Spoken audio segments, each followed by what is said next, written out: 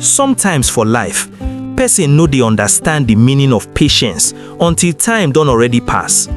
We dey always rush love, rush decisions, rush destiny, but later we go realize say some things suppose slow so the heart fit understand wetin really matter.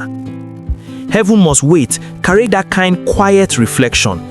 The movie no be about noise or plenty drama. Na story wey make person sit down, think about choices people make every day. E feel like late night gist with a close friend where truth dey come out gently about love, regret, and second chances wey life sometimes give when we least expect. Frederick Leonard shows strong emotional maturity for this film.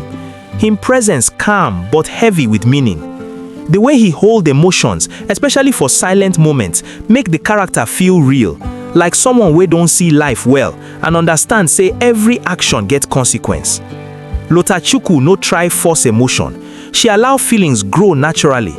The energy she bring make viewers feel empathy without plenty explanation. Sometimes, na her expressions alone carry the weight of the moment, and you just find yourself connecting without knowing exactly why. The mood of the movie soft but deep. Scenes breathe slowly, allowing emotions settle. The atmosphere get that reflective tone wey make you remember real-life situations when people wish them fit correct yesterday or wait small before making certain choices. A good story no dey rush heaven. E dey teach us why waiting sometimes fit save the soul.